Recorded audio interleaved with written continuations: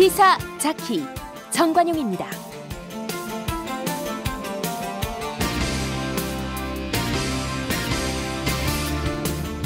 여러분 안녕하십니까? 정관용입니다. 오늘은 이 특집 더불어민주당 당대표 후보자 초청 토론회로 진행하겠습니다.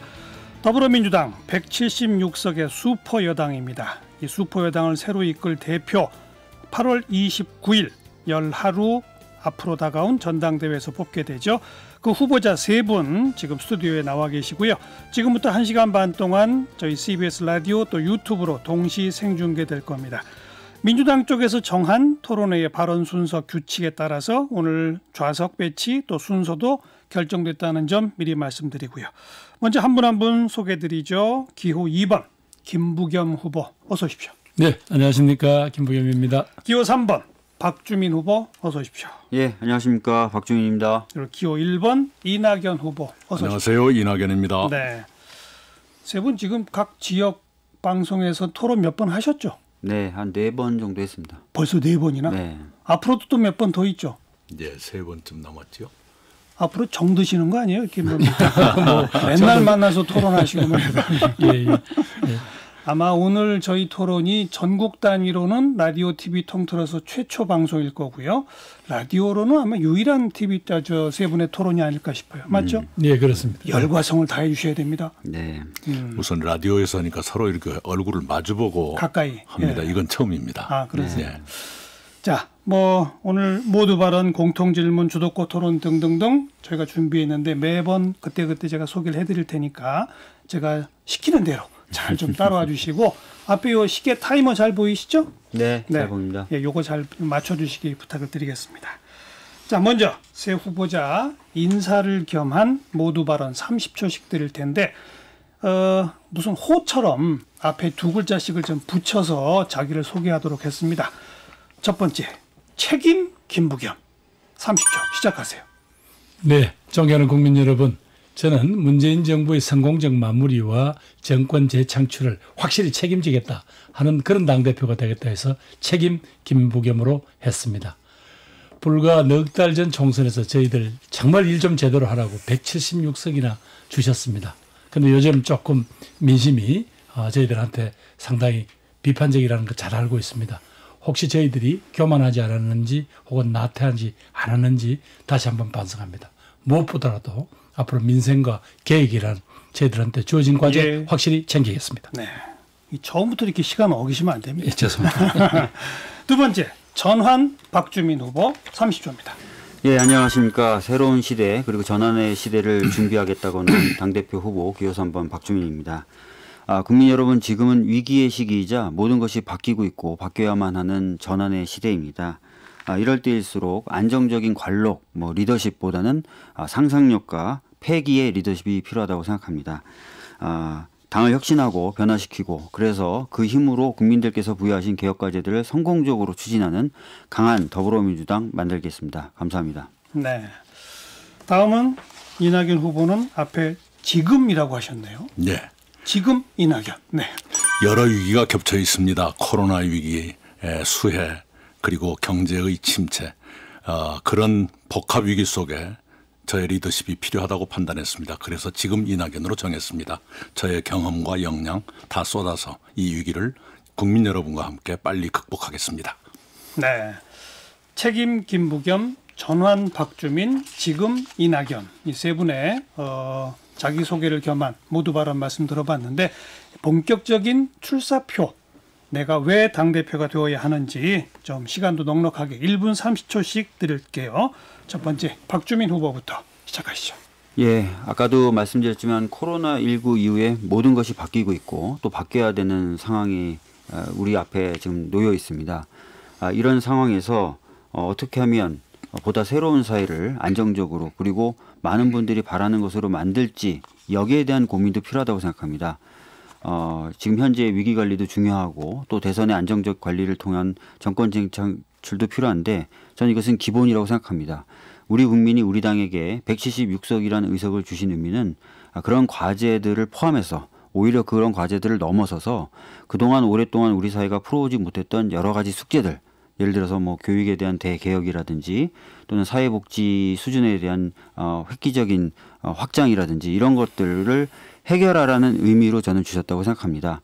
그래서 그런 부분에 대해서 국민들과 소통해 가면서 새로운 사회의 청사진을 그려가고 해결해가는 모습이 반드시 필요하다라고 저는 생각합니다. 이 과정을 해결하기 위해서는 당이 굉장히 능동적이고 강해져야 됩니다. 제가 말하는 강한 정당이라고 하는 것은 당원들이 중심이 돼서 당원들이 원활하게 소통하는 그런 정당을 말씀드리는 건데요. 그렇게 되면 당원 모두가 나서서 새로운 시대에 관련돼서 또는 개혁 과제에 대해서 국민들을 만나고 설득하게 되겠죠. 그런 과정을 통해서 좀 더 힘있게 사회 변화를 추구할 수 있을 것 같은데요. 그런 강한 정당을 만들기 위해서는 저와 같은 능동적이고 현장성 강하고 또 혁신적인 리더십이 필요하다고 생각해서 나왔습니다. 네. 박주민 후보, 국민, 당원과 소통하면서 새로운 사회의 청사진을 내는 강한 정당의 리더가 되겠다. 이런 말씀이셨고요. 다음 문제. 이낙연 후보 역시 1분 30초 출사표. 네, 저는 문재인 정부 초대 총리 겸 민주화 이후 최장수 총리로 일했습니다. 2년 7개월 13일 동안 많은 국가적 재난에 대처해서 비교적 안정적으로 관리했다는 평가를 받았습니다. 강원도 산불, 포항 지진, 동해안 태풍 모두 안정적으로 대처했습니다. 특히 메르스 박근혜 정부 때에는 38분의 목숨을 앗아갔습니다마는 2018년 메르스 때는 인명피해가 한 명도 없었습니다. 조류독감 박근혜 정부 마지막 겨울에 한 해 겨울에 3천만 마리의 닭과 오리를 살처분했습니다. 그러나 지금은 2년째 살처분이 전혀 없습니다. 아프리카 돼지열병 세계가 주목할 만큼 빨리 진정시켰습니다. 그리고 총리를 마치고 당에 와서는 4개월 동안 국난극복위원장으로 일을 했습니다. 이러한 경험이 지금의 위기를 극복하는 데 필요하다고 저는 판단했습니다. 전당대회가 29일입니다. 그 사흘 뒤에는 정기국회가 시작됩니다. 국회가 넉 달 동안 계속됩니다. 많은 문제를 거기서 우리가 해결해야 됩니다. 그걸 잘 해결하면 문재인 정부가 성공적으로 마무리하는데 도움이 될 것이고 민주당도 거대 여당으로서 국민의 신뢰감을 되찾을 수 있을 것입니다. 바로 그것을 하는데 제가 적합하다고 판단했습니다. 저의 역량, 경험 그리고 저의 혼신의 열정 다하겠습니다. 불꽃처럼 일하겠습니다. 네, 이낙연 후보 지난 이제 경험을 쭉 소개하셨는데 듣다 보니까 참 재난, 재해 그리고 전염병 많았었네요. 그 사이에. 네. 자, 다음 이제 김부겸 후보 역시 1분 30초 출사표. 예, 지금 우리 당에 주어진 최고의 과제는 결국 문재인 정부의 성공적 마무리 그리고 정권 재창출에 있다고 생각합니다. 우리 당 안에는 훌륭한 대선 후보들은 많습니다. 근데 이분들을 모두 다 잘 조율하고 잘 엮어서 원팀으로 만들어 정권 재창출에 어떤 성공하려면 그런 여러 가지 경험이라든가 그런 지혜가 필요할 텐데 그 점에 있어서는 제가 상당한 경쟁력이 있다 그렇게 판단했습니다. 이번 총선을 치러보니까 우리 민주당과 우리 당의 취약지구인 영남의 민심 사이에는 분명히 깊은 골이 있더라고요. 근데 이 골을 메꾸지 않고는 결국은 정권 재창출이 만만한 과제가 아니다라는 생각이 들었습니다. 그래서 제가 지금 쓰임새가 있다면 제가 할 일은 뭘까? 그것은 저는 이 훌륭한 후보자들을 잘 엮어내는 그래서 킹메이커가 되는 게 오히려 제가 당을 위해서 할 수 있는 일이라고 생각을 했습니다. 최근 지금 민주당의 정권 재창출에 지금 적신호가 켜지고 있습니다. 아마 이렇게 하면 저는 기본적으로 상당한 정도 지금부터 준비를 해야 됩니다. 그러려면 중간에 사퇴함이 없이 임기를 다 채우면서 철저히 내년 재보궐선거부터 준비할 수 있는 그런 당대표가 필요하고 그런 점에서는 정말 우리 당 취약지구 영남에서조차 정말 지지율을 끌어올려서 300만 표를 담보할 수 있는 그런 당대표가 되고자 출마했습니다. 네. 김부겸 후보, 대선 후보들 완팀으로 묶어서 킹메이커 역할로 정권 재창출하겠다 이런 말씀들을 해주셨네요. 자, 아마 지금 이제 제가 던질 질문이 우리 국민들 특히나 민주당을 지지하시는 분들은 가장 궁금해하고 듣고자 하는 답일 겁니다. 최근에 여당의 지지도가 뚝뚝 떨어져서 일부 여론조사는 여야 지지율이 데드 크로스라고 그러나요? 아무튼 이런 증서까지 나타나고 있지 않습니까? 왜 여당의 지지율이 떨어지고 있는지 그 원인이 뭔가 또 내가 대표가 되면 이렇게 해서 그걸 바꿔내겠다. 어떤 대책을 가지고 있는가. 역시 2분씩 좀 충분히 드릴게요. 이낙연 후보부터 시작하세요. 네, 요인들은 많이 그동안에 지적됐습니다. 예를 들면 모든 국민의 생활에 가장 민감한 부동산의 시장이 불안정하고 그것이 각자의 박탈감, 피해의식을 자극하는 것, 이것이 매우 컸습니다. 그리고 민주당 출신 지도자들의 잘못이 들인 상처도 큽니다. 요즘에는 코로나에 제대로 대처하지 못한다. 왜 강하게 못하느냐 하는 꾸지람도 많습니다. 바로 여기에서 지지율을 반등시킬 방법이 나온다고 생각합니다. 부동산 같은 생활의 문제에는 항시 가장 정확한 해법을 적시에 때려줘야 됩니다. 이번에 저희 당이 여야 간의 대화를 시도 안 한 것은 아닙니다만 결과적으로 일방적으로 처리한 것처럼 보였습니다. 그것은 시기를 놓치지 않기 위한 불가피한 조치였다, 이런 말씀을 드리고 그 조치들이 효과를 나타내도록 반드시 안착시키겠다, 이런 다짐의 말씀 또한 드립니다. 그리고 민주당 지도자들의 잘못에 대해서는 제가 당의 중심을 잡아서 꼭 회복하도록 하겠습니다. 국민 여러분의 신뢰 그리고 이런 아픈 경험을 통해서 우리 사회가 진전하고 민주당이 성숙하는 계기로 반드시 만들겠습니다. 코로나 대처 강력하게 하겠습니다. 최근에 제가 하루에도 2번씩 메시지를 보내고 어떻게 하자는 제안을 하고 있습니다만 앞으로 더욱더 강하고 분명한 그런 조치들을 취해갈 것입니다. 제가 앞에서도 좀 장황하게 말씀드린 대로 총리로 일하면서 여러 재난에 대처한 경험이 있습니다. 중요한 것은 타이밍을 놓치지 않는 것, 약간 과하다 싶을 정도로 강한 조치를 취하는 것, 이런 것들이란 걸 제가 알고 있습니다. 이번에 코로나 위기를 빨리 극복하는데도 저희 그런 경험을 살리도록 하겠습니다. 네. 다음 김부겸 후보 역시 여당의 지지도 하락 원인 그리고 대책 말씀하세요. 예, 총선 압승에도 불구하고 불과 넉 달 만에 지지율 역전이 일어났습니다. 민심의 겸허한 비판, 민심의 따가운 비판 저희들 겸허히 받아들이겠습니다. 아마 결국은 너희들도 다르지 않네, 너희들도 내로남불이네 라는 어떤 그 비판이 제일 따갑습니다. 또 아마 부동산 이야기를 하면서 일부 공직자들의 처신이 결국 국민의 눈높이와 약속을 어긴 거 아니냐라는 그런 정서의 괴리가 있었던 것 같습니다. 코로나19가 또 장기화되니까 거기에 따른 역시 피로감, 또 거기에 따른 여러 가지 경제적 주름살이 서민들부터 지금 여러 가지 힘들게 하고 있는 것 같습니다.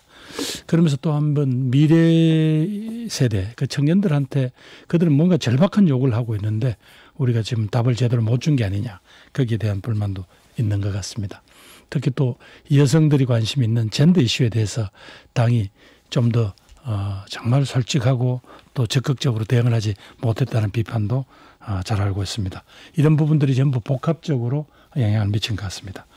부동산 문제는 분명히 정부가 발표한 대로 투기 세력은 강력히 억제하고 그러면서 무주택 실수요자한테는 공급을 확실히 늘리는 그런 방법으로 부동산 안정화 3대책 꼭 이뤄내야 될 것 같습니다.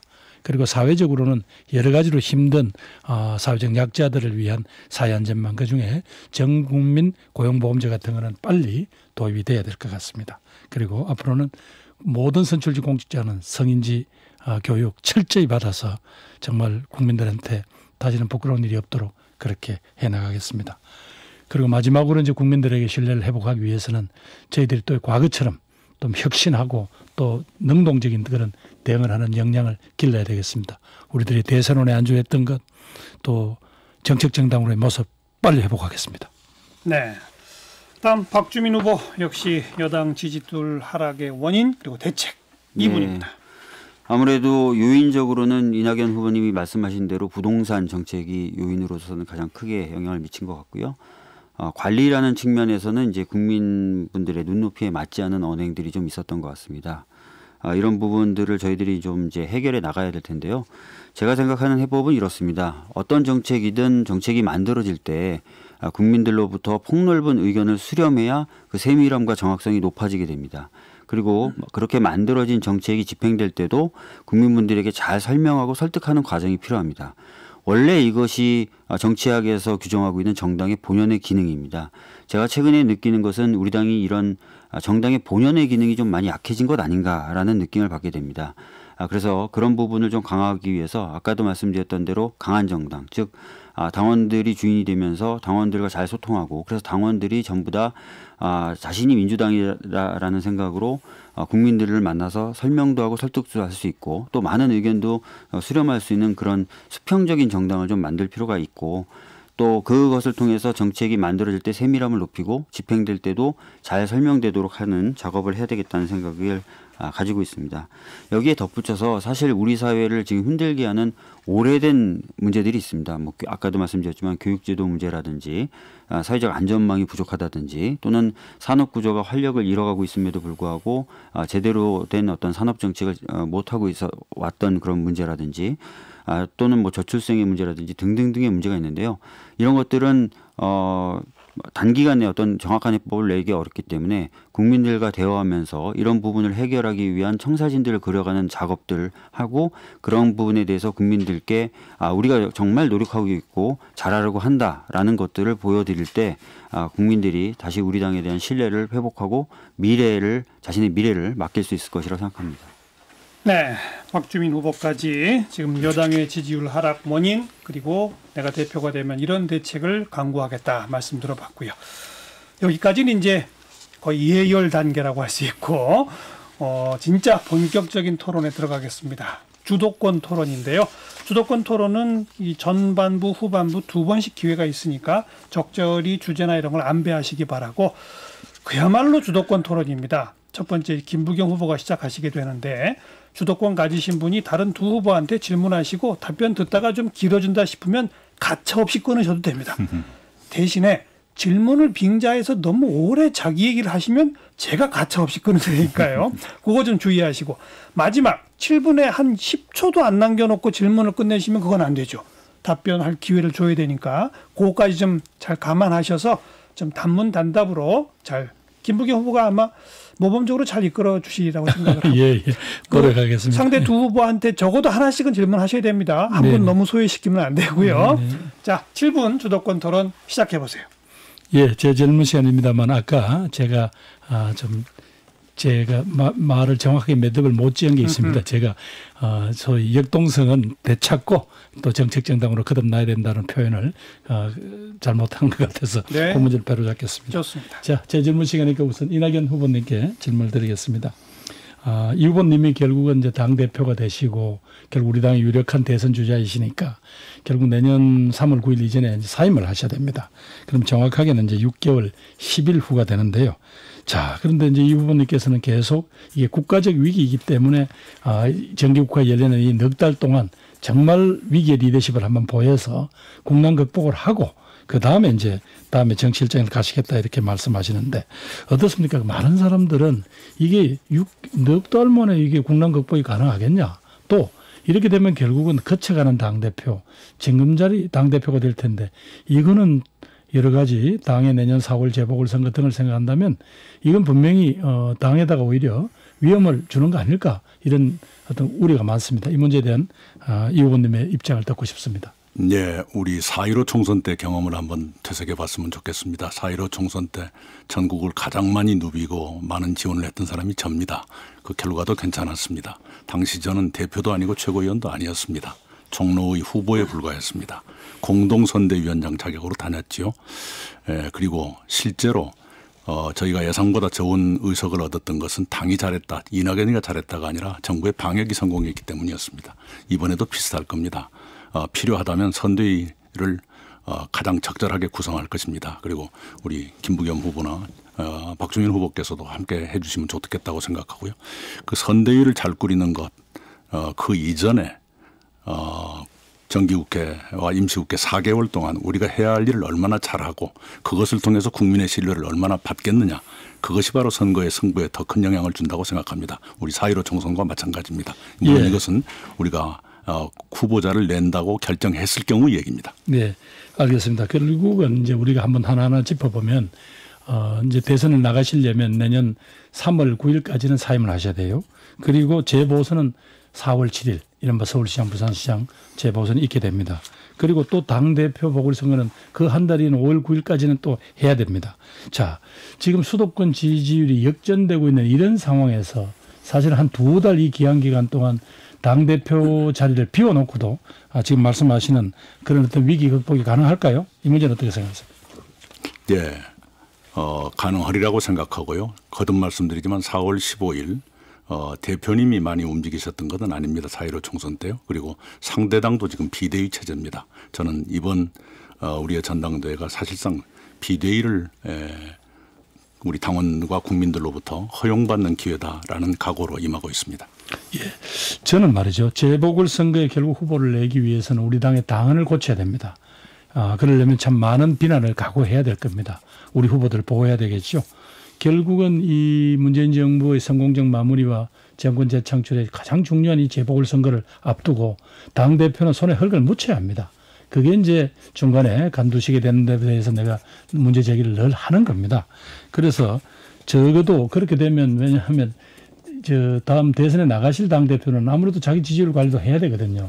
그렇게 되면 어떤 정권에 대해서 필요할 때는 정권을 일종의 이렇게 보호하는 역할도 해야 될 텐데 그런 악역을 담당할 수 있겠냐. 그래서 아무래도 중도 사퇴를 해야 될 대선 주자들은 그런 점에서 자신의 지지율을 더 신경 쓸 수밖에 없는 거 아니냐라는 것 때문에 이 문제를 질문을 드렸습니다. 예, 요건 요 정도 하고요.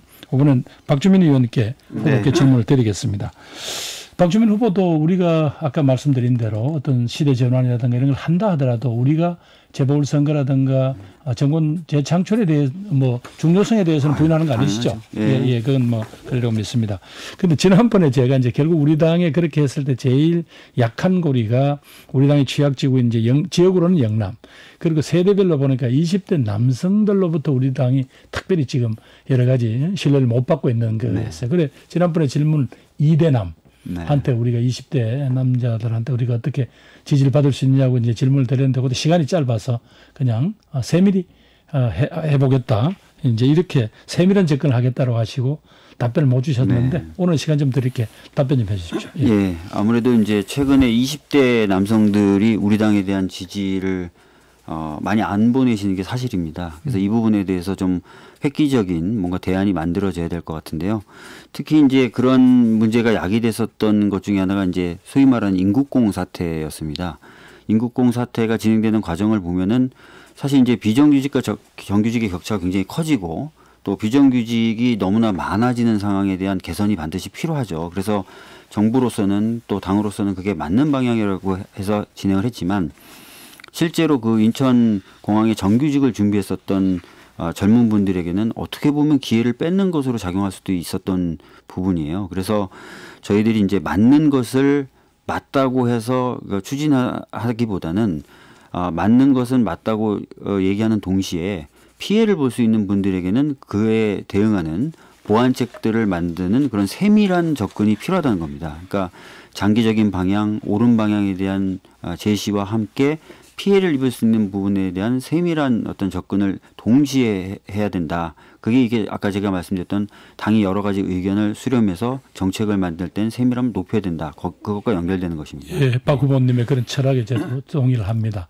그러니까 문제를 해결하는 실질적인 능력도 중요하지만 그 문제를 대하는 태도, 거기서 피해를 볼 수 있는 사람들에 대한 어떤 세밀한 배려와 그 과정에 대한 설명 이런 것들을 우선 국민들은 더 맞습니다. 먼저 본다라는 그런 지적이시죠. 앞으로 그런 점에서 지난번에 분명히 우리의 정책 방향이 옳았다 하더라도 많은 젊은이들한테 상처를 준 부분 이 부분에 대해서는 우리가 다시 한번 정책을 집행을 할 때는 항상 그런 부분들을 다시 되새겨보자라는 그런 지적에 대해서 정말 저도 깊게 동감을 합니다. 예, 잘 알겠습니다. 예, 이상입니다. 네.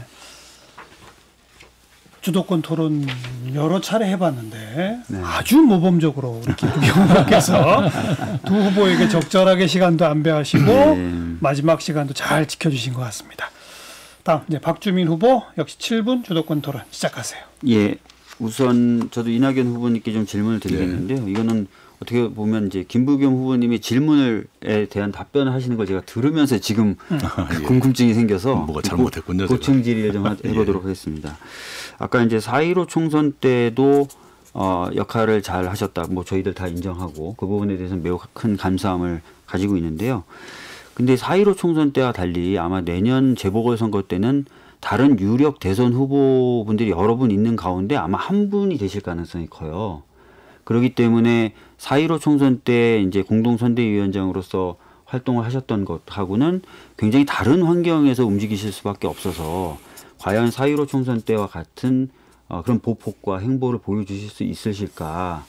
왜냐하면 다른 이제 대선 후보 입장에서는 좀 이상하다고 느낄 수도 있는 거죠. 그래서 그런 부분에 대해서 좀 말씀을 좀 듣고 싶고요. 두 번째는 두 개를 한꺼번에 엮어서 좀 질문을 먼저 드리겠습니다.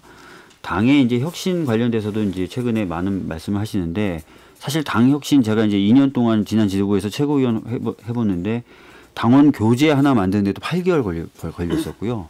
플랫폼 하나 구축하는데도 거의 1년 6개월 가까운 시간을 보냈어야만 됐습니다. 쉽지가 않더라고요. 뭔가 구상하고 또 이게 어떤 집행 기간이 아니라 논의해서 다양한 의견들을 수렴해야 되는 과정이 필요하지 않습니까? 그래서 당의 혁신도 말씀하셨는데 그 당의 혁신을 위해서 충분한 시간을 쓰실 수가 있는 건지 이런 부분도 어떻게 보면 비슷한 취지라서 같이 묶어서 좀 질문을 드려봅니다. 이제 내년 4월 재보선에 후보를 낸다고 했을 경우에 역량을 발휘할 수 있겠느냐는 취지의 질문이셨는데요. 저뿐만 아니라 당이 가지고 있는 또는 당 밖의 역량까지도 모두 투입해야 되겠지요. 저 혼자 하겠다는 것은 턱없는 얘기입니다. 그런 말씀은 아니었고요. 그리고 당 혁신은 초석이라도 놓는 것 그리고 그것보다 더 시급한 일이 있다고 생각합니다. 좀 이따 말씀을 드리겠습니다만 당의 기풍 뭔가 지금 한 박자씩 굼뜨게 나온다든가 또 부적절한 언동이 나온다거나 하는 일들이 눈에 보이지 않습니까? 예를 들면 수해복구 작업에 가는데 하루가 늦었습니다. 이런 것들부터 고쳐가는 것이 더 급하다고 생각합니다. 그건 제가 확실히 잡겠다는 말씀을 드리겠습니다. 네. 사실은 이제 당의 혁신 관련돼서 이제 초석을 놓으시겠다는 말씀 저도 이제 일면 받아들이면서도 좀 기간이 짧은 것 아닌가라는 걱정은 좀 있습니다. 김부겸 후보님께 좀 질문을 드리도록 하겠습니다. 아까 이제 저에게 그 젊은 20대 표심에 관련된 부분을 말씀하셨습니다. 저는 약간 비슷하게 또는 뭐 약간 다를 수 있지만 당원분들이 제가 이제 지방을 다녀보면은 당으로부터의 소외감을 느끼는 경우가 굉장히 많습니다. 뭐 영호남 다 떠나서요. 그래서 어떻게든 좀 당원분들이 당의 전 중심으로 서야 된다. 또 그래야만 정말 강한 정당이 되고 많은 일을 할 수 있다라고 생각하는데 혹시 후보님께서 그런 부분에 대해서 갖고 계신 고민이나 방안이 있다면 좀 설명해 주셨으면 좋겠습니다. 예, 저는 20대 정기국회 20대 국회 마지막에 결국 타협을 하다 안 된 여러 과거 지구당의 폐해를 극복하는 조건으로 지구당 부활안들이 상당히 접근을 했었습니다. 그렇게 해서 사실은 우리 당원들이 실질적으로 자신들의 활동이나 이런 게 모일 수 있는 틀이 사실은 지구당이었거든요. 그 부활 문제에 대해서 이제는 진지하게 여러 가지 회계 제도라든가 이런 걸 고쳐서라도 이제는 진지하게 검토를 해야 된다고 보고요. 그다음에 우리는 지금 현재 당원자치회 제도가 있습니다. 우리 당원에 있습니다. 그죠? 근데 이 부분들이 사실은 중앙당으로부터 승인을 받은 게 하나도 없어요. 그런데 이 부분은 이제는 좀 확대를 해줘야 됩니다. 이렇게 되면 이 당원들이 지구당의 단위를 또 넘어서서도 자기들끼리 자연스럽게 여러 다양한 무슨 봉사, 취미, 뭐 학습 이런 동아리들을 구성할 수도 있고요. 이런 걸 통해서 당원들이 당으로부터 어떤 형태로든지 어떤 자신의 인정을 받는다, 또 자신의 활동들이 축적이 된다. 그것이 또 당 모두에게 도움이 된다라는 그런 어떤 자신감이라 할까요? 이런 소속감 같은 거 이런 걸 주는 것이 첫걸음이 아닐까 생각합니다. 아마 근데 지구당을 부활한다는 것만으로 네. 당원들이 바라는 의사소통의 민주화라든지 당원들의 의견 수렴이라든지 이런 부분이 다 충족될 수는 없을 것 같아요. 그러니까 지구당이라는 건 하나의 이제 형식적인 틀이고요. 네. 그걸 내용을 채우는 건 지금 당원자치회라는 게 바로 그런 역할을 할 것 같습니다. 이 부분에 대해서는 보니까 우리 중앙당은 상당히 혁신적인 제도는 도입을 해놓고 우리가 아직까지 그걸 활용을 못하고 있었더라고요. 예, 이낙연 후보님께도 좀 이어서 좀 질문을 드리겠는데요. 당원분들이 아까 이제 제가 이제 김부겸 후보님께 질문해 드렸던 것처럼 많은 소외감을 느끼기도 하고 그러다 보니까 당이 좀 활력이 없어지는 부분이 있는데 그 중에 하나로 제기되는 게 이번에 저희 지도부를 구성함에 있어서도요. 권리당원 권리당원과 대의원의 표의 등가성이 너무 많이 훼손돼 있다. 거의 이제 대의원 한 표가 권리당원의 60표에 가까운 그런 힘을 갖게 됐다. 이렇게 좀 얘기를 하면서 약간 자괴감을 느끼시기도 하고, 또 그런데 또 반면에 또 권리당원이 대의원이 되려면 또 여러 가지 또 아직 좀 매끄럽지 않은 그런 것들이 많이 남아 있는 것 같더라고요. 그런 부분에 대해서는 혹시 생각하고 계신 바가 계신지요? 예, 문제의식을 가지고 있습니다. 단지 저희가 선수로 뛰고 있는데 경기 규칙이 잘못됐다고 말하기가 너무 이상해서 가만히 있습니다.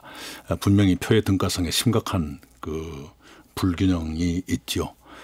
단지 이제 그렇게 된 이유가 권리당원 숫자가 지역별로 편차가 너무 크다 보니까 대의원은 지역과 관계없이 일정한 숫자들이 확보돼서 그런 그 보완책으로서 그렇게 했다고 하지만, 그러나 60대 1 정도란 건 너무 심한 것 같습니다. 이것은 전당대회 후에 과제로서 토론할 수 있다, 토론해봐야 되겠다, 이런 생각을 합니다. 예, 원래 이제 제가 이제 그 논의 과정을 다시 한번 살펴보니까 한 1대 20 정도 범위까지는 용인할 수 있었다라는 그런 내부적인 암묵적인 합의가 있었는데, 그게 이제 어느 틈에 깨지고 점점 벌어지다가 지금 거의 1대 60까지 가서 당원분들 입장에서는 나도 진짜 민주당을 사랑하고 영향력을 많이 미치고 싶은데 대의원이 되느냐 마느냐에 따라서 엄청난 차이가 난 점에 대해서 박탈감을 느끼시니까 이 부분을 좀 고쳐야 된다는 게 저의 생각이기도 합니다.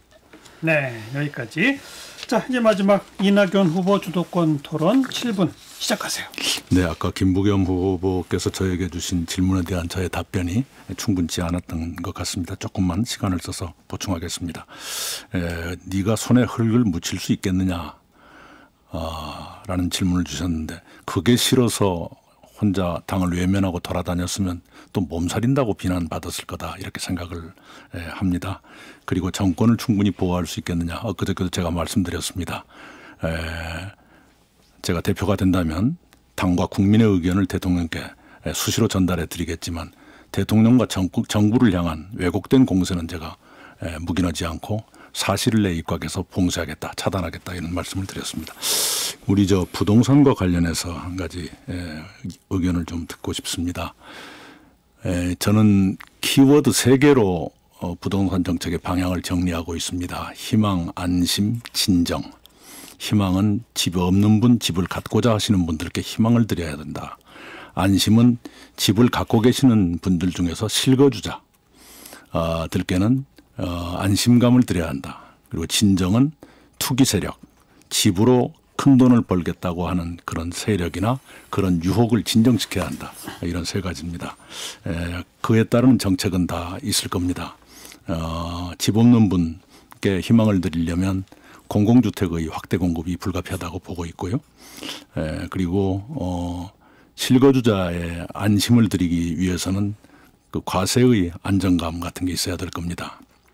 그리고 이제 투기나 또 집을 통해서 큰 돈을 벌고자 하는 그 유혹을 누르기 위해서는 과세 강화가 불가피했다고 생각하는데요. 그에 대한 생각을 여쭙고 싶고, 또 하나는 공공주택의 확대가 필요하다고 보지만 막상 확대하려고 보면 여기저기서 반대하는 경우가 있지 않습니까?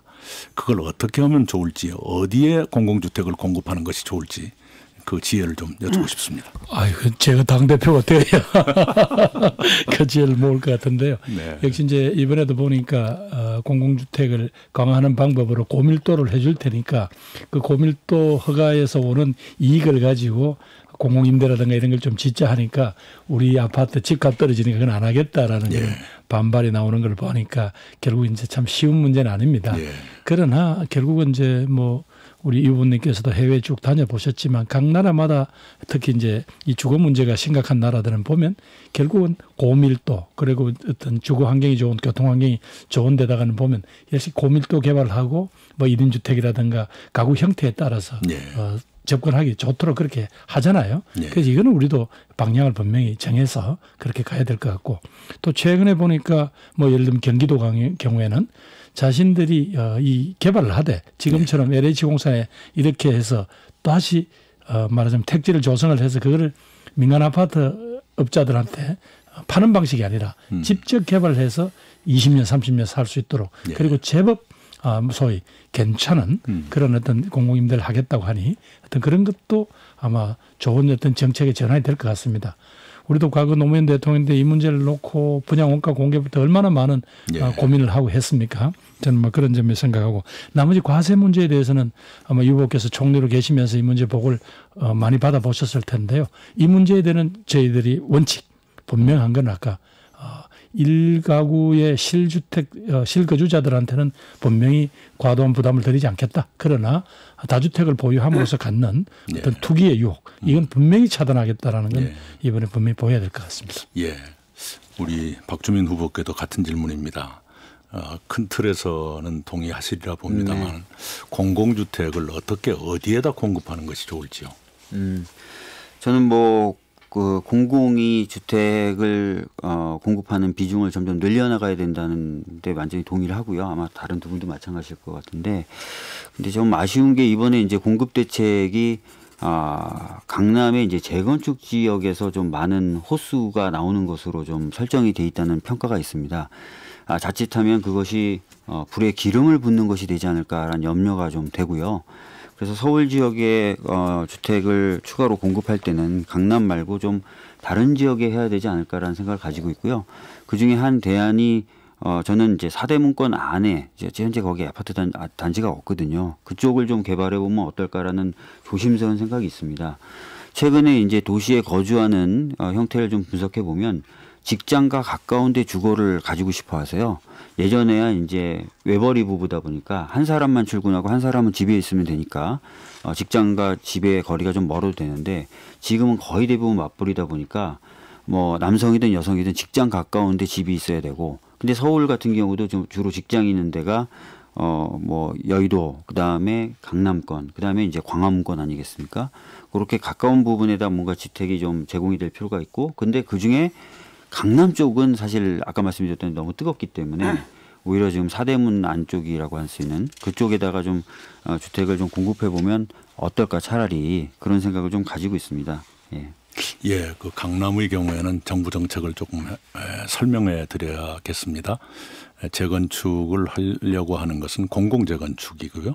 민간 재건축은 이번에 빠져 있습니다. 그것 때문에 또 이제 불만이 나오고 있는데. 그래서 메리트를 지금 못 느끼고 있다는 거예요, 오히려. 그런데 정부로서 굉장히 두려워했던 것은 저것일 것입니다. 민간 재건축을 허용했을 때 정말로 투기에 기름을 붓는 일이 될 것이다. 그러면 다른 모든 정책이 효과를 내지 못할 것이다. 이 두려움 때문에 그것을 선택을 안 했을 것이고요. 민간 쪽에서 불만이 있겠지만 이번 경우에는 도리가 없다고 저는 생각을 합니다. 이해를 해 주시기 바라고요. 그다음에 그 사대문 안에 그만한 땅이 있을지는 모르겠습니다만은 꼭 규모가 커야만 된다고 생각하지는 않습니다. 규모가 작더라도 그 땅의 사정에 따라서 그걸 할 수가 있고 이 부동산 집이라는 게 다른 재화하고 달라서 이동이 불가능한 금반지는 종로에 사서 그 제주도에 가서 자랑할 수도 있지만 집은 불가능하기 때문에 수요가 있는 곳에 공급이 이루어져야 한다는 특성이 있습니다만 그런 것도 있을 수 있다고 생각을 하고 아까 김부겸 후보께서 말씀하신 썩 괜찮은 공공주택 그건 좋은 아이디어라고 생각합니다. 그러려면 이제 공공이 끝까지 가지고 있으면서 아주 싼 값에 임차료를 받고 드려야 되고 필요하다면 평생 가질 수 있도록 하는 그런 제도가 필요하다고 생각합니다. 네, 여기까지 이낙연 후보 주도권 토론까지 들어봤고요. 후반부에 또 주도권 토론 시간이 한 번 더 있으니까 그때 또 활기찬 토론 기대해 보겠고 지금이 재난 상황이라고 하는 거 지금 토론이 뜨겁습니다만 제가 해야 할 일이 있습니다. 중앙재난안전대책본부에서 코로나19 감염 확산을 신속 차단하기 위해 수도권에 대한 사회적 거리 두기를 보다 강화하기로 했습니다. 8월 19일 0시부터 서울, 경기, 인천 지역의 교회는 비대면 예배만이 허용되고 그 외에 대면 모임 행사, 식사 등의 활동은 금지됩니다.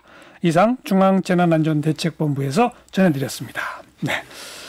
자, 더불어민주당 당대표 후보 토론 다음 순서는 잠깐 쉬어가는 코너로요. 대표의 친구를 소개합니다. 줄여서 대친소. 각 후보 지지 발언할 친구를 저희가 소개받아서 직접 찾아가서 만나가지고 발언을 촬영해 왔어요. 1분 이내의 발언을 요청했는데요. 이걸 좀 여러분 소리 들으시려면 앞에 헤드폰을 잠깐 귀에다 대셔야 됩니다. 세 분은. 먼저 김부겸 후보 중소상공인단체 중앙회장 정인대 회장이 지지 발언하셨네요. 한번 들어보시죠. 우리나라 700만 소상공인 이들을 대표해서 저는 김부겸 후보를 지지하게 되었습니다. 김부겸 후보가 민주당의 새로운 당대표가 된다면 우리나라의 모든 경제도 살아날 것이고 문재인 대통령의 남은 임기와 함께 안정된 역할을 할 것이라 믿습니다. 또한 이런 재난 시대를 극복하기 위해서는 당정청이 협력해야 될 부분이 많습니다. 김부겸 후보만이 당을 안정적으로 이끌 것이라 믿고 소상공인의 민생 문제를 해결해 줄 수 있는 적임자라고 생각합니다. 이에 김부겸 후보를 적극 지지하게 되었습니다. 네, 김 후보. 잘 아는 분이세요? 예, 이런 몇 번 세교가 있고요. 또 저분들이 원하는 그런 몇 가지 이제 민원 사항에 대해서 같이 검토를 해준 적이 있습니다. 네. 네네. 저런 적극 지지 발언 하실 줄 아셨어요? 저렇게까지는. 예. 정 회장님 너무 감사한데요. 예, 네. 예. 다음은 우리 박주민 후보는 대구의 신혼부부시네요. 이교남, 박대희 두 분이 지지 발언 함께 보시죠. 네, 저희는 대구에 터를 잡고 살고 있는 부부 박대희, 이교남입니다. 박주민 의원님을 실제로 뵌 건 3년 전쯤입니다. 국민소환제 세월호 진실규명을 위해서 목소리 내실 때 정말 애절하게 느껴졌습니다. 다른 국회의원들과 다르게 권위식이 없고 국민의 가장 가까이 일하시는 모습을 보고 이분이 당대표가 되면 민주당뿐만 아니라 국회 전체가 바뀔 수 있지 않을까라는 생각이 들었습니다. 그리고 국회의원 중에서는 유일하게 패스트트랙 과정에서 기소되셨거든요. 그리고 지금 법사위로 가셨고요. 그 과정에서 사법개혁, 언론개혁을 끝까지 완수하시겠다는 의지가 강하게 보입니다. 그래서 저희 부부는 박주민 의원님을 민주당 당대표로 지지합니다. 지지합니다. 네, 대구의 부부인데 김부겸 후보가 아니고 예. 박주민 부러운데요. 예. 근데 또 지지 발언 내용 중에 기소됐다고 그걸 잘했다고 하시는 것도 대단한. 아마 여러 가지 앞이 맥락이 삭제돼 있을 텐데요. 제가 이제 그 공수처 관련돼서 협상을 주도하고 통과시켰고, 그 과정이 기소도 되고 하니까 그걸 앞장서 했다 그거죠. 그렇게 평가를 해주시는 것 3년 같습니다. 전에 직접 만난 적 있다는데 기억나세요? 네, 대구 지역에서 이제 여러 서명 운동이 있었어요. 국민소환제 도입, 국회의원에 대한 국민소환제 도입을 위한 서명 운동이라든지 세월호 관련된 서명. 그때 만나셨던. 예, 그럴 때 저를 불러주셔서 제가 내려가서 알겠습니다. 강연하면서 뵀던 인연이 있습니다. 이낙연 후보는 스타트업 회사에 다니는 20대 직장인 김혜인 씨네요. 한번 들어보죠. 저는 부산 출신의 20대 직장인 김혜인입니다. 저 지난 국회의원 선거 때 이낙연 캠프 사무실에서 자원봉사자로 일을 했습니다. 제가 실제로 마주한 이낙연 후보님은 타인의 생각을 잘 들으시고 생각하시고 그리고 때로는 기다릴 줄 아는 분이셨습니다. 팀원들에게 존경받고 신뢰받는 리더가 되려면 본인이 한 말을 지키는 것. 이게 말이 쉽지 실제로 하기는 정말 어려운 일이지 않습니까? 이것만 봐도 이낙연 후보가 민주당에 필요한 리더라는 것. 그렇기 때문에 저는 민주당을 그리고 우리나라를 한 팀으로 만들 수 있는 이낙연 후보를 민주당의 대표로 지지합니다. 총선 때 아마 자원봉사 하셨던 것 같아요. 예, 기억나세요? 제 유세 차량에 같이 타서 지원 유세도 했어요. 아주 당차고 또 말도 예쁘게 하시는 분이세요. 어머니 아버지 저 같은 딸 있으시죠? 손녀 있으시죠? 그 말씀이 기억납니다. 그 유세차에서 그런 얘기를 막 하는 거예요? 네. 정치적 제목인데요. 아니 참 좋았어요. 네. 예. 이렇게 세 분에 대한 지지 발언까지 들어봤고요. 다음 이제 제가 공통 질문 하나 더 드릴게요. 이번엔 박주민 후보부터 답변하실 시간이고 1분 30초 이내에 답변하시고요. 가급적 이 질문에 대해서는 좀 구체적 답변을 주셨으면 좋겠습니다. 당대표가 되면 내가 이거 하나는 꼭 바꾸겠다. 혹은 이것만은 정말 안 하겠다. 네, 아시겠죠? 알겠습니다. 1분 30초 시작하세요. 예, 저는 아까도 말씀드렸던 것처럼 시대적으로 굉장히 많은 과제가 있는 상황이고 그런 것들을 해결해야만 되는 상황이고 그것을 통해서 새로운 시대로 전환시켜야 되는 상황이라고 말씀을 드렸습니다. 그리고 그런 과제들을 해결하고 새로운 시대를 이끌 수 있는 존재는 저희 더불어민주당이라고 생각합니다. 더불어민주당이 그런 역할을 하기 위해서는 더불어민주당 자체 먼저 혁신되고 쇄신될 필요가 있는데요.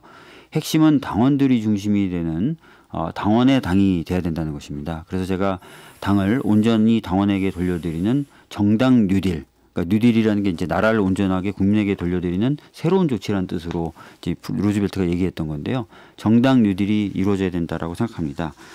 제가 생각하는 정당 뉴딜에 여러 가지 어떤 내용이 있지만 아까 말씀드렸던 지도부 선출 시 권리당원의 표의 등가성이 좀 많이 훼손돼 있어요. 그래서 그 부분을 좀 확대하고 조정하겠다는 말씀 드리겠고, 공직선거 후보자 추천 시에도 권리당원의 참여를 확대하고 의무화하겠다. 그다음에 지역위원장을 선출할 때도 공모 절차를 거친다 하더라도 권리당원의 의견을 역시 수렴하는 절차를 마련하겠다. 그리고 지역위원회를 당연히 뭐 지구당 만드는 건 저도 찬성인데 그것을 넘어서서 민주적으로 운영될 수 있도록 하겠다. 그리고 각종 주요 위원회에 권리당원의 참여를 보장함으로써 당원들의 생각을 담는 그런 당이 되겠다라고 생각을 하고요. 그리고 당원들과 대표의 주기적이고 정기적인 만남을 전 보장할 생각입니다. 그리고 중요한 사항에 대해서는 수시로 온라인 투표 등을 통해서 당원의 의사를 묻고 따르겠다. 이런 공약들도 가지고 있습니다. 네.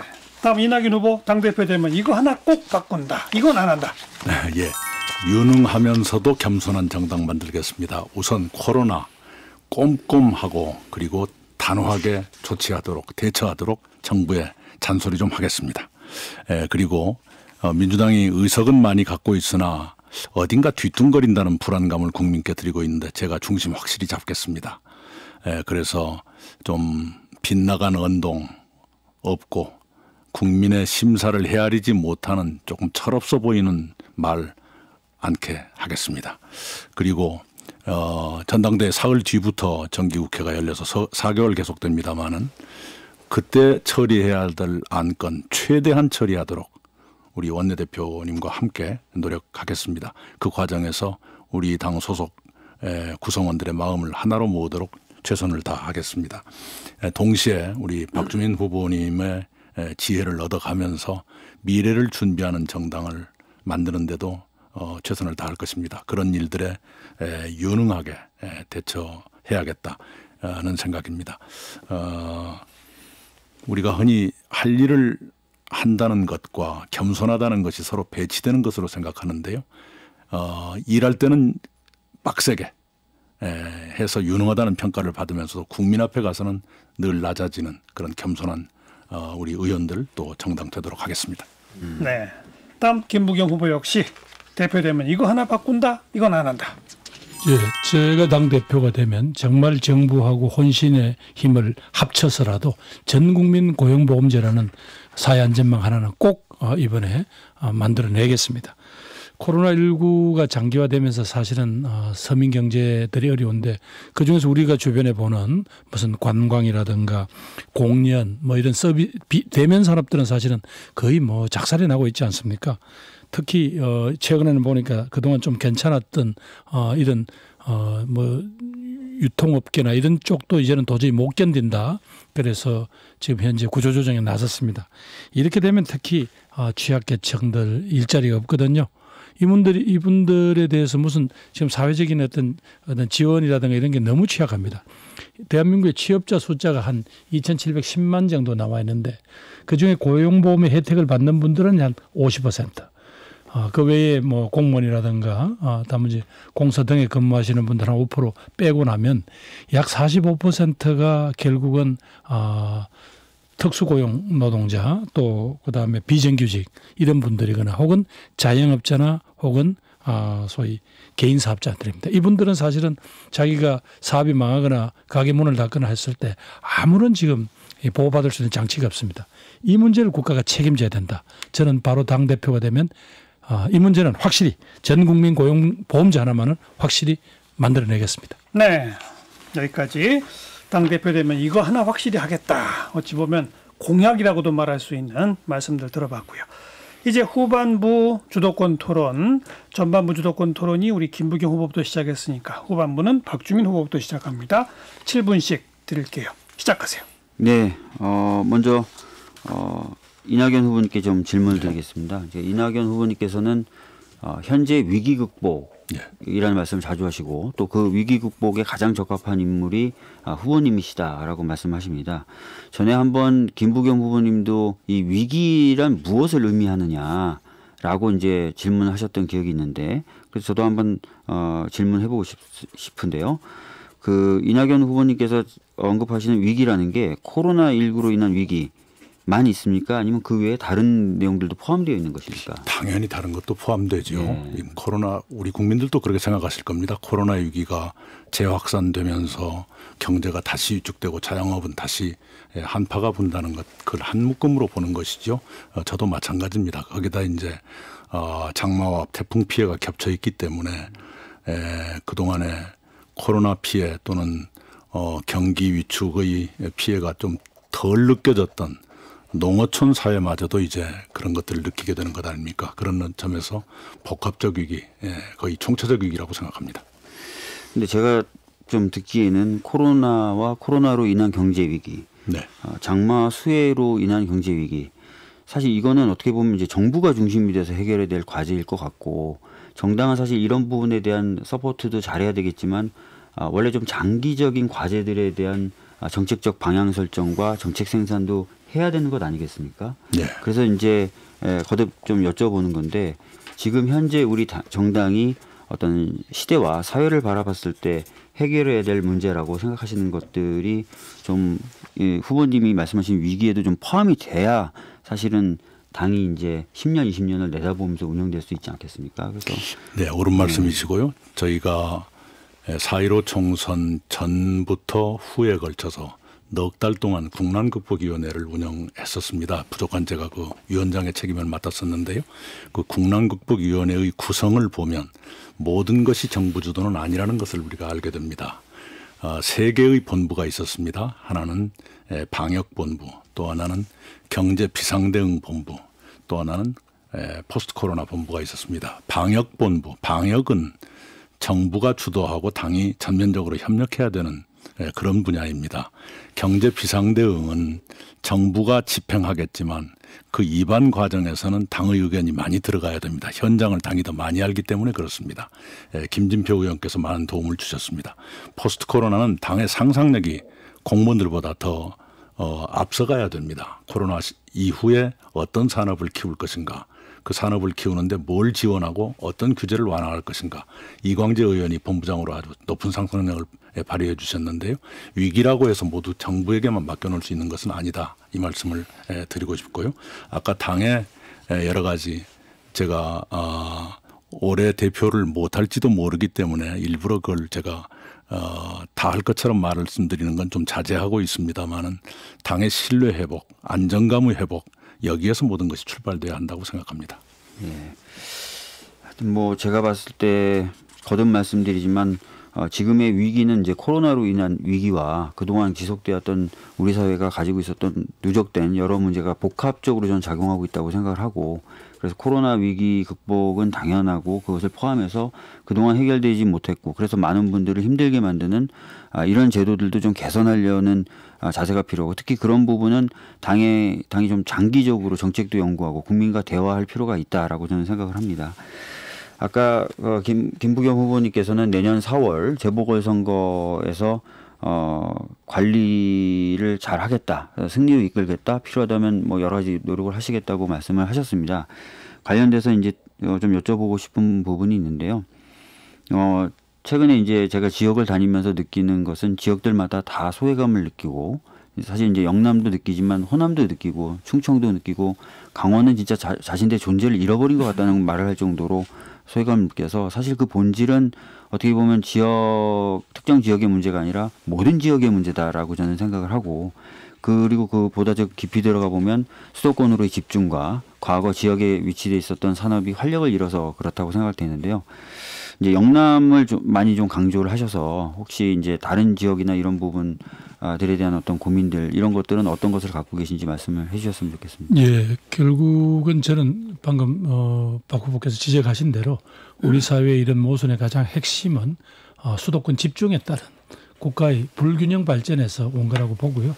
각 지역마다 이제 과거의 행정 단위로 뭐 시다 도다 여기에 머물지 말고 그 지역의 일정 부분 인구 규모들끼리 모두 함께 잘 살 수 있는 그런 광역 경제권 개념을 가지고 거기서 우리들이 잘 살 수 있는 산업이라든가 교육이라든가 문화, 이걸 엮어서 거기서 국가로부터 이런 지원을 해달라 우리가 이걸 가지고 한번 해보겠다라는 정도는 돼야 수도권하고 어느 정도 경쟁이 될 것 같습니다. 그렇지 않고는 모든 지역이 전부 다 저도 박 후보님하고 똑같은 생각입니다. 모든 지역이 다 우리가 소외됐다. 우리는 대한민국 국민이 아니냐라는 그런 거의 뭐 분노에 가까운 어떤 그런 항의를 받았지 않습니까?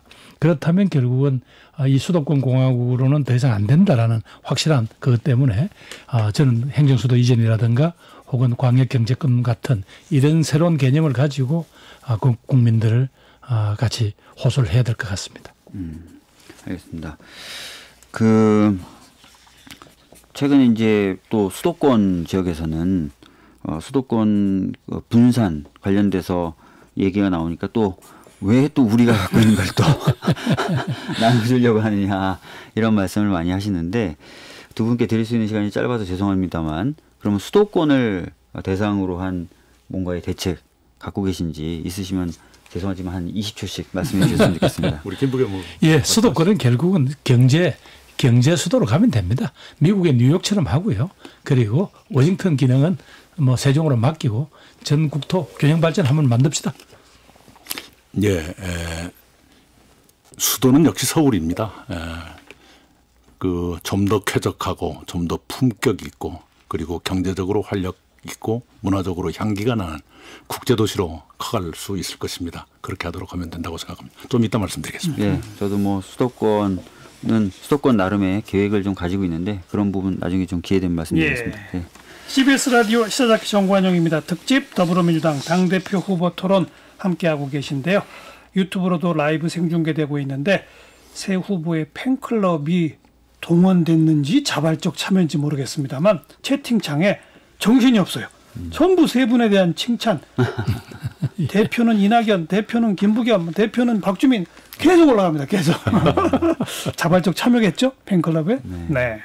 자, 후반부 주도권 토론 두 번째 순서 이낙연 후보 7분입니다. 시작하세요. 네, 아까 김부겸 후보께서 전국민 고용보험 확대 강조해 주신 거 고맙게 생각하고요. 그렇게 가야 합니다. 그리고 정부에서 그에 관한 안건이 국회에 나와 있기 때문에 올가을 정기국회는 그것 통과를 최우선 과제 중에 하나로 해야 한다. 네, 동의합니다. 행정수도 이전 좀 전에 박주민 후보께서 언급을 하셨습니다마는 이걸 가지고 야당과 보수 언론은 수도 전체를 옮기는 것처럼 천도라는 그 프레임을 씌우고 있어요. 그래서 좀 개념을 정리할 필요가 있겠다 생각해서 저의 의견을 말씀드리면서 두 분의 지혜를 여쭙고 싶습니다. 우선은 수도는 서울입니다. 그리고 우리가 분산하고자 하는 것은 수도의 분산이 아니고요. 행정기능을 옮기자 하는 정도지요. 그래서 수도 이전이나 천도가 아니라는 걸 분명히 하고요. 세종시 아침에도 시장님과 통화를 했습니다마는 세종시의 목표는 인구 70만 명 정도의 도시를 만드는 것입니다. 지금 35만쯤 되니까요. 약 2배로 늘어난다는 것인데 35만 인구도 서울 사람이 그렇게 많으냐면 초기에는 그랬지만 우리 김부겸 장관 잘 아실 겁니다. 나중에는 이제 충청권에서 유입되는 인구가 훨씬 더 많아졌습니다. 그래서 서울이 많이 이렇게 손해보거나 그런 것은 아니다는 말씀을 드리겠고요. 저는 여야가 일단 의견 접근을 하고 있는 국회 세종의사당 설치와 그것을 통한 상임위원회의 상당수를 세종에서 상시적으로 여는 것. 여기는 일단 추진하면서 행정수도 이전에 관해서는 여야 간에 협의하자. 그래가지고 합의되는 것은 이행을 하는 것이고요. 이렇게 생각을 합니다. 그렇게 하면서 서울은 아까 말씀드린 대로 쾌적하고 경제적 활기, 문화적 향기 이를 갖는 국제도시로 이렇게 커가는 것이 좋겠다. 이런 생각입니다. 그런 데 대한 우리 김부겸 후보의 의견을 여쭙고 싶습니다. 예, 저는 그거보다는 조금 더 적극적이 한다고 생각합니다. 이미 서울은 그 자체로서 세계적인 경쟁력을 갖습니다. 그리고 서울이 가지고 있는 문화, 산업, 지식, 교육 이런 인프라 자체가 이미 그 자체가 경쟁력이거든요. 그래서 아까 말씀하신 대로 왜 행정기능까지 서울에 다 독점하느냐. 그러다 보니 모든 기회, 돈, 사람들이 서울로 몰리니까 지금 감당을 못할 상황이거든요. 이 부동산 문제의 여러 가지 원인 중에 하나가 서울로만 모이니까 그러니까 이 문제에 대해서는 저는 행정수도 이전하자.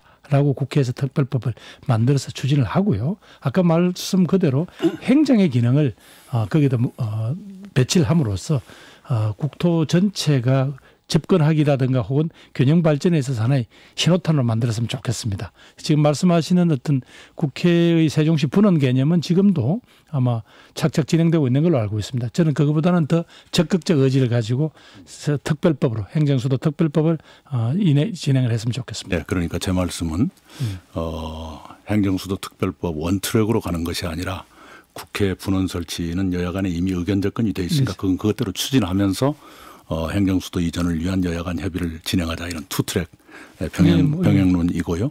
당장에라도 여야 간 협의가 없더라도 정부가 할 수 있는 게 있을 것 같아요. 예를 들면 균형발전위원회, 자치분권위원회는 세종으로 가는 것이 맞습니다.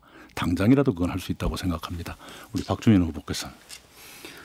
저도 이제 김부겸 후보님 말씀대로 좀 더 적극적인 정책들이 필요하다고 생각합니다. 워낙 지금 수도권에 많은 인구와 기회가 몰리다 보니까 오히려 지방은 공동화되고 있는 문제도 발생하고요. 그런 것이 오히려 또 수도권을 더 힘들게 만드는 영향도 미친다고 생각합니다. 그래서 제가 이제 늘상 말씀드리는 것처럼 행정기관, 국회를 넘어서 사법기관도 좀 이전될 필요가 있다라고 말씀을 드리고 있고요. 대법원은 대구로, 그다음에 현재는 그 상징적 의미를 감안했을 때 광주로 갔으면 좋겠다라는 말씀을 드렸고요. 그리고 교육 때문에 사실 수도권의 인구가 많이 몰린다는 얘기가 있기 때문에 지방에 있는 거점 대학들을 집중적으로 좀 육성하고 공공기관이 지방으로 이전됐을 때 그렇게 육성된 지방의 대학들과 매개를 해서 취업이라든지 연구라든지 이런 것들을 공동으로 좀 할 수 있는 기반을 만들어야 될 것 같습니다. 사실 경남지사를 만나 뵀을 때나 전북지사를 만나 뵀을 때나 어느 지사님을 만나 뵈도 지역에서 필요한 인재를 구하기가 어렵다. 그래서 지역 대학을 육성해야 된다는 어려움과 필요성을 언급하시거든요. 그런 차원에서도 그런 것들도 수반돼서 이루어졌으면 좋겠다라는 생각을 가지고 있습니다. 예, 당이 이 문제와 관련해서는 그 기획단입니까? 추진단을 만들었고 우원식 의원이 그 단장을 맡으셨는데요. 그런 구상인 것 같습니다. 우리 두 후보님뿐만 아니라 이 방송을 들으시는 국민들께 우리 당의 동향을 알려드리는 게 좋을 것 같아서요. 그 문제와 관련해서는 국회 안에 균형발전 특위 같은 것을 만들어서 여야 간의 협의를 곧 시작하겠다. 그리고 우선 당의 그 TF가 권역별로 전국을 순회하면서 의견을 수렴하고 그 수렴의 결과를 안으로 만들어서 야당에 제안하면서 특위에서 논의하겠다. 이런 계획을 가지고 있습니다. 그래서 저희들은 행정수도의 온전한 이전을 목표로 해서 이 그 특위를 가동하겠다. 이런 계획을 가지고 있다는 말씀을 드립니다. 조금 전에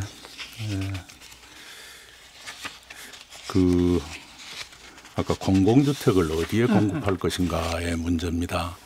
어떤 분들은 이제 지하철 서울 시내가 아니더라도요. 지하철역이 있는 곳에 공공주택을 공급하고 약간 괜찮은 평수, 그러니까 서울 시내 사대문안보다는 같은 돈이어도 더 넓은 평수를 가질 수 있다면 그런 것도 방법이겠다. 이런 의견을 주는 전문가도 계세요. 그에 대해서 두 분 다 한 10초씩. 네, 그렇게 할 수도 있죠. 지하철이라는 게 굉장히 교통 편성을 높이니까요. 그런데 아까 말씀드렸던 대로 진짜 요즘에는 직장 바로 옆에 집을 갖고 있어야만 육아라든지 이런 것들을 보다 원활하게 할 수 있는 것이고, 또 다른 뉴욕이나 이런 것들 보면은 외곽으로 벌어졌던 주거가 다시 내각으로 다시 몰리는 그런 모습들을 보이고 있습니다. 이게 이제 새로운 어떤 자본주의 발달 형태 때문에 그런데요. 디지털 자본주의, 지식산업 자본주의일 때는 좀 모여서 좀 논의하고 이런 것들이 원활해야 될 필요가 있어서 그런 것들도 고민해야 된다고 하면서 제가 시간을 다 써버렸습니다. 죄송합니다. 나중에 20초를 저한테 보여주세요. 자, 후반부 주도권 토론의 마지막 순서가 김부겸 후보니까요. 시작하면서 한 20초 얘기하시면 될 것 같습니다.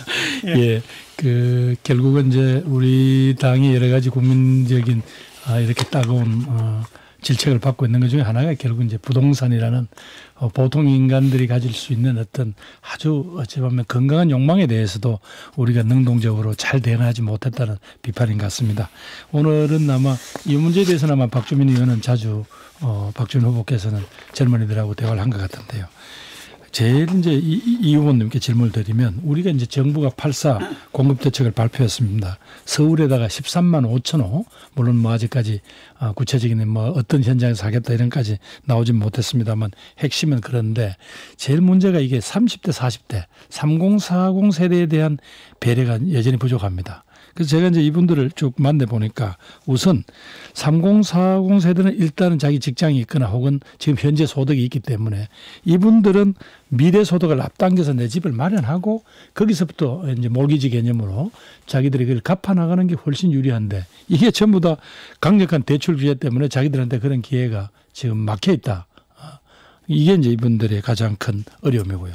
두 번째는 현재 이제 청약 가점제 이 구조에서는 이 30대 40대가 말하자면 장기 주택을 장기간 자기 집을 보유하지 못했거나 혹은 식구가 많은 50대들하고는 경쟁이 안 된다는 거예요. 아예 수도권 같은 데서 뭐 자격 들어가 볼 수도 없으니까 자기들한테도 한번 기회는 줘야 되지 않냐라는 이런 어떤 문제 제기를 하더라고요. 그래서 30, 40대 실수요자들을 위한 보니까 각 나라마다 이런 어떤 고민을 많이 했던데 뭐 영국이라든가 이런 걸 보니까 결국은 공공분양을 확대하되 그 자기 집값의 한 10% 정도만 내면 그래도 나머지 국가가 획기적인 어떤 여러 가지 금융지원제들을 통해서 이분들이 이게 내가 기회를 놓치는 게 아닐까라고 두려워하면서 일종의 뭐 공포에 질려서 막 이 시장에 뛰어드는 거는 어느 정도 진정시킬 수 있겠다라는 거고 그다음에 지금은 고인이 되셨습니다만은 박원순 시장께서 서울시가 지분 적립형 분양 모델 그러니까 소유권을 금방 넘겨주지는 않지만 제일 처음에 몇 년간은 임대로 살고 그 다음부터는 어느 정도가 돼 이제 임대료를 그만큼 지급했으면 어느 정도 지분의 몇 %는 넘겨지고 그래서 한 20년에 걸쳐서 결국은 내 집을 마련하는 이런 프로그램들을 서울시가 당시 이제 제안한 바가 있습니다. 어떻습니까? 아마 이제 이 부동산 문제는 우리 당의 큰 숙제가 될 것 같은데 이 문제에 관한 이 후보님 의견을 듣고 싶습니다. 예, 우선은요, 그 생애 최초 주택 구입자에 대해서는 대출 규제가 대폭 완화되어 있을 겁니다. 이번 공급 확대 계획의 최대 수혜자는 최초 주택 구입자일 것이다 이런 의견이 나오고 있죠. 그리고 우리가 주택 보급률은 95 내지 96% 서울이 그렇죠. 숫자로만 놓고 보면 그렇게 뜨거울 이유가 없는데 여전히 뜨거운 이유는 괜찮은 집이 부족하다는 것이겠죠. 그래서 아까 김부겸 후보 말씀 주신 대로 약간 평수도 있고 괜찮은 집을 적절한 가격에 할 수 있는 것 그건 역시 그 LH공사나 또는 지자체가 땅을 가지고 있으면서 그 아주 낮은 금리에 해당되는 그 임차료를 받고 드리는 그런 방법이 필요할 것 같고요. 그다음에 이제 아까 그 기회의 불균등 있지 않습니까? 나이에 따라서 청년이 아닌 분들은 그러면 손해를 보는 것 아니냐. 그건 결국 공공분양의 확대로 그걸 채워드리는 길이 좋겠다 이렇게 생각합니다. 예, 결국은 이제 전체 주택 시장 내에서 이제 공공주택이 한 20%만 되면 이제 이런 여러 가지 혼란을 줄일 수 있다는 게 이제 전문가들 의견이니까요. 자, 하나만 더 질문 드리겠습니다. 제가 오늘 코로나19의 급격한 확산 위험 때문에 결국 코로나 방역 및 경제 비상시국 회의를 정부뿐만 아니라 여야 정치권 보건의료 분야 전문가까지 함께 모여서 이런 걸 한번 개최하자. 그러니까 정부에게만 맡기고 나머지들은 옆에서 조금 이렇게 수동적으로 대응하는 게 아니라 모두 적극적으로 하자라는 걸 오늘 제안했는데 이분은 이 아이디어에 대해 어떻게 생각하십니까? 네, 찬성합니다. 예. 네. 박 의원님도 뭐 찬성하시죠? 네, 당연히 찬성을 하는데요. 네. 오늘 제가 이제 파업을 앞두고 있는 전공의 분들을 만났어요. 제가 이제 대화를 좀 하자라고 SNS에 올렸더니 거기에 화답을 하셔서 바로 연락을 주셔서 전공의 분들을 만났는데 일단은 그 의사분들하고도 좀 얘기를 좀 잘 해 나갈 필요가 있겠더라고요. 예. 그래서 이제 그분들이 가지고 있는 여러 가지 이제 뭐 불안감이라든가 또 자기 직업에 있어서 여러 가지 또 현장하고의 안 맞는 부분 미스매치라고 하죠. 뭐 이런 부분들에 대해서 저도 이야기를 들었는데 알겠습니다. 그러면 두 분 후보님께서 이런 제안에 대해서 적극 동의해 준 데 대해서 감사드리고요. 저 시간이 얼마 안 남았습니다만 박주민 후보님 어떻습니까? 결국 결국 우리가 정치를 해보니까 우리들의 적극 지지자들이 원하는 거하고 그 기대하고 또 그러면서도 의회라는 소위 대화를 통해서 타협을 할 수밖에 없는 이 틀 사이에 항상 우리가 늘 긴장을 느낍니다.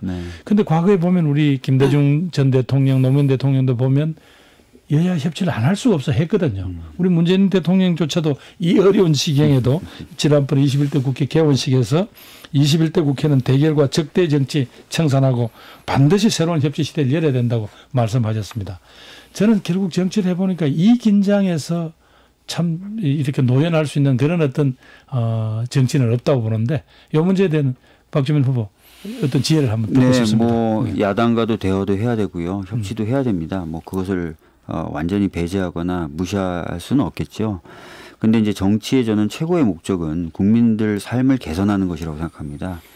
그래서 이제 국민들 삶을 개선하는데 필수 불가결하고 또 국민적 동의와 요구와 수준이 굉장히 높은 것은 만약에 이제 야당이 그럼에도 불구하고 정치적 이해관계와 목적으로 그것을 발목을 잡는다면 좀 과감히 저희가 좀 그것은 이행하고 실행할 필요가 있다고 생각합니다. 네. 야당에게도 좀 그런 태도를 좀 그런 부분에 그렇죠. 지금 아직 야당이 국민의 선택 자체를 존중 안 하는 것 같으니까 분명히 우리가 그런 경고를 줄 필요가 있겠지만 결국 우리들의 정체성, 우리 국민들이 부여받은 우리들의 임무라고 생각하는 부분이 어떻게 타협을 하겠습니까? 그러나 나머지 생각보다는 민생이나 안보 분야에 있어서는 사실은 타협할 부분들이 많이 있지 않습니까? 이 부분에서 원내에서 아주 유연한 어떤 그런 역할을 계속해 주시기를 기대합니다. 네, 이렇게 해서 후반부 주도권 토론까지 모두 마무리 지었습니다. 지금까지 토론을 지켜보고 또 들으신 우리 청취자, 시청자분들이 후보님들에 대한 소감, 의견 그리고 질문을 보내왔어요.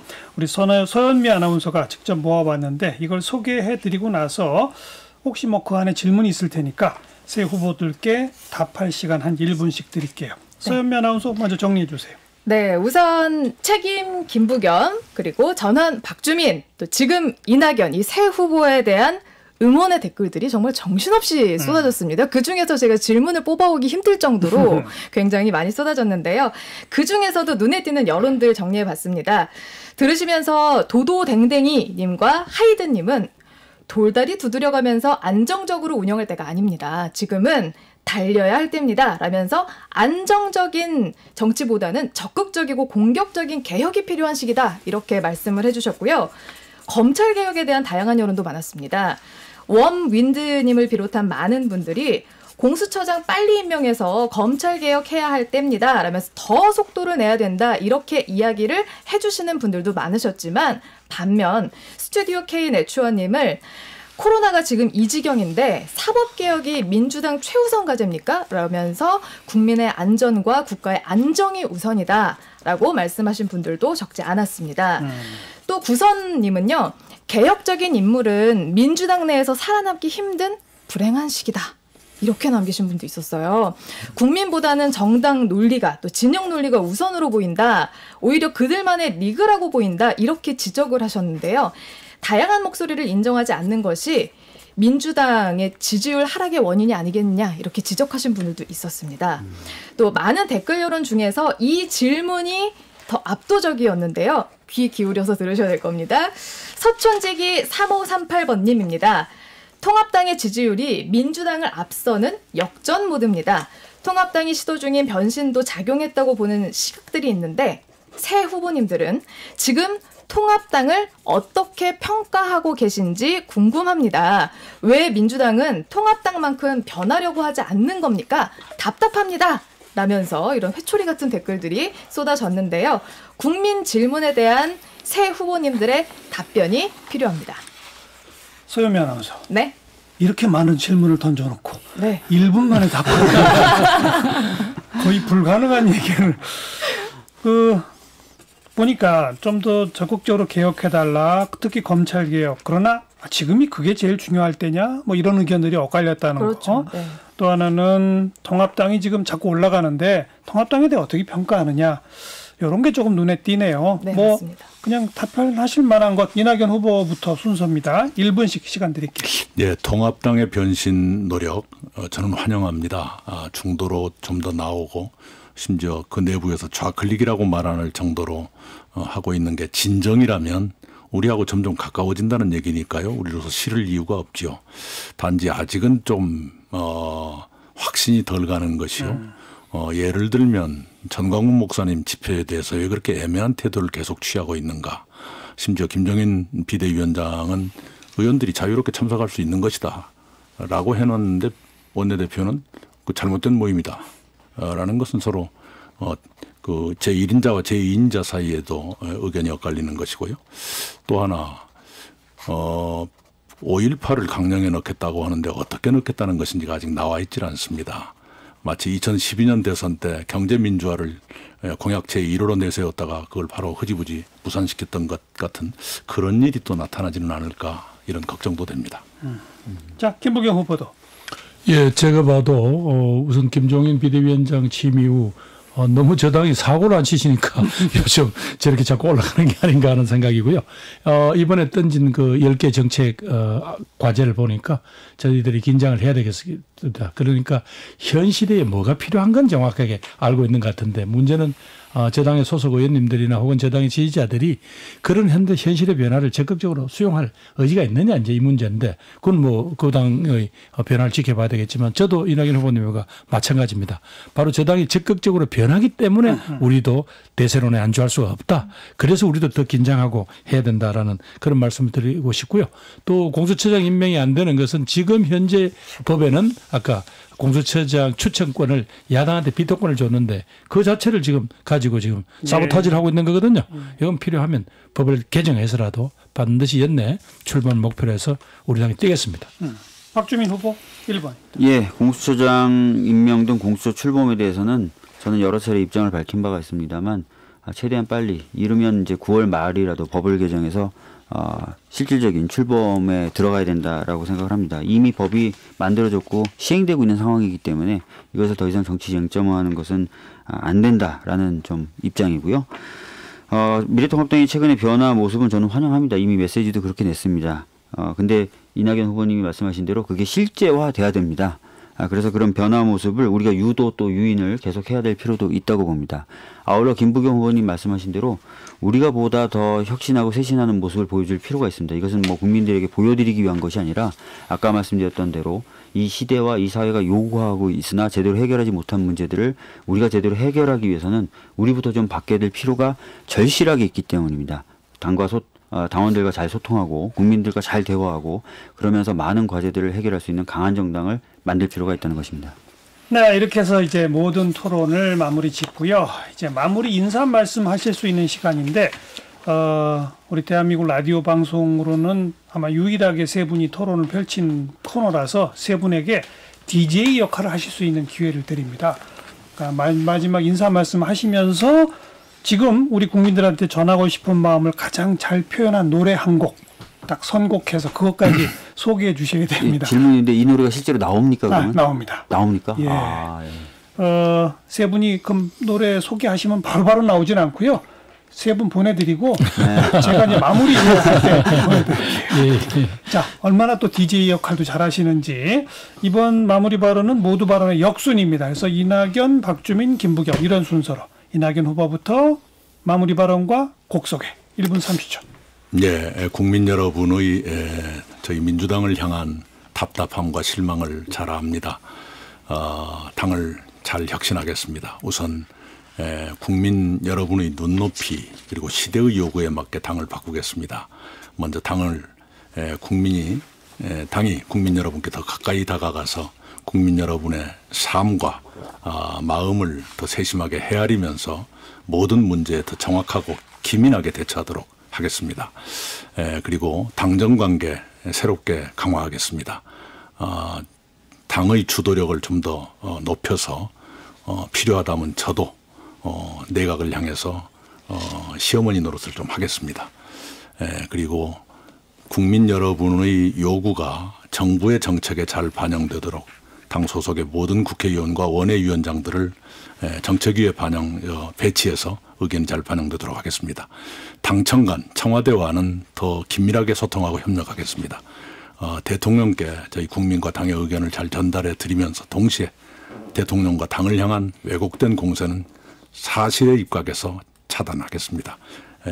문재인 정부를 성공적으로 마무리시키고 정권을 반드시 재창출해서 문재인 정부를 계승하고 보완하면서 발전시키겠습니다. 곡 소개 안 하세요? 네. 양희은의 한계령입니다. 제가 외롭고 힘들 때마다 위로받는 기분으로 이 노래를 듣고 부르곤 했습니다. 네. DJ 역할은 아직 좀 서투시고요. 자, 박주민 후보 시작하세요. 예, 청취자 여러분 긴 시간 동안 들어주셔서 감사합니다. 지금 퇴근하시고 있는 중인지 아니면 남은 일들이 있어서 좀 더 직장에 머물러 계셔야 될지 모르겠고 여러 가지 마음 분주한 시간 보내실 것 같은데요. 정치가 사실 여러분들의 삶에 위로가 되고 또 사이다가 되드려야 되는데 최근의 모습 그렇지 못한 것 같아서 대단히 죄송하다는 말씀 드리겠습니다. 코로나19나 수해나 이런 것으로 인한 어려움들 정치가 해결하고 더 나아가서 그동안 오랫동안 우리 사회를 질곡하고 병들게 했던 그러나 정치가 감히 제대로 해결해 보려고 도전하지 못했던 그런 문제를 해결하기 위한 진짜 싸움을 해보고 싶습니다. 강한 정당 만들어서 그런 진짜 싸움 해서 우리 사회를 완전히 새로운 사회로 만들고 결과적으로 모든 국민의 삶이 개선되는 그런 아름다운 사회를 꿈꾸고 있습니다. 오늘 제가 선정한 노래는요. 김동률님의 동행이라는 노래인데요. 이 노래는 제가 세월호 가족분들과 함께 이제 국회에서 농성하고 있을 때 가족분들 몇몇 분들에게 제가 이제 선물하기 기능이 있어서 노래 선물을 좀 드렸던 그런 곡인데요. 들어보시면 가사가 굉장히 좋습니다. 그러니까 뭔가 어렵고 힘든 분들이 계시고 그런 분들 막 도와주고 싶고 뭔가 힘이 되고 싶은데 과연 우리가 그런 힘을 가지고 있을까? 내가 그런 힘을 가지고 있을까라고 고민하는 내용인데요. 바로 지금 더불어민주당이 그런 고통과 억압에 대한 민감성 회복하고 뭔가 도움이 되려고 노력하는 그런 감수성을 좀 회복하고 노력해야 될 때가 아닌가 생각합니다. 같이 한번 들어봐 주셨으면 좋겠습니다. 네. DJ는 역시 좀 젊은 분이 더 잘하시네요. 김부겸 후보? 예, 존경하는 국민 여러분, 또 더불어민주당의 다원 동지 여러분, 오늘 토론 잘 지켜보셨습니까? 코로나19가 수도권을 중심으로 지금 또 퍼지고 있습니다. 정말 심히 우려됩니다. 온 국민들은 초인의 인내심을 발휘하면서 이걸 극복하려고 노력을 하는데 정부를 반대하기 위해서 감염병 확산까지 각오한다 하는 일부 보수 기독교들의 이런 불법 행위 용납할 수 없습니다. 국민의 생명과 안전이 최우선이죠. 이제는 정부가 강제수단을 동원해서라도 이 법치를 반드시 세우기를 바랍니다. 또 같이 정치를 하시는 미래통합당에서도 이 문제만큼은 이제는 분명히 선을 긋고 국민들에게 신뢰를 보여주실 것을 거듭 요청드립니다. 코로나19로 또 장기화 때문에 우리 경제가 대단히 어렵습니다. 전 국민 고용보험제 조기 시행 반드시 앞장서겠다는 약속을 드립니다. 집권 여당으로서 무한 책임을 가지고 국민의 삶 또 이 위기 함께 극복해 나가겠습니다. 저는 제 임기 2년을 책임지면서 우리 당의 모든 과제들을 국민과 함께 당원과 함께 극복해 나가는 책임지는 당대표가 되겠습니다. 제 김부겸에게 맡겨주시기 바라고요. 저도 이제 DJ 노릇 좀 하겠습니다. 저는 양희은 선생의 상록수를 2020년 버전으로 아마 지금 나온 게 있더라고요. 그걸 골라보았습니다. 그 가사 끝에는 끝내 이기리라 라는 그런 고함이 있습니다. 대한민국의 존경스러운 국민들과 함께 지금 이 어려운 상황을 반드시 극복하자는 그런 마음을 담았습니다. 국민 여러분 힘내십시다. 네, 세 분이 골라주신 노래는 잠시 뒤 광고가 나간 후에 차례로 조금씩 들어보도록 하겠고요. 뭐 특별히 또 세 분은 저랑도 개인적으로 다 가까운 분들이라 이 덕담을 어떻게 해야 할지 세 분 다 1등 하십시오. 네, 김부겸, 박주민, 이낙연 후보 모두 수고하셨고요. 이것으로 더불어민주당 당대표 후보자 초청 토론회 모두 마무리 짓겠습니다. 고맙습니다. 네, 감사합니다.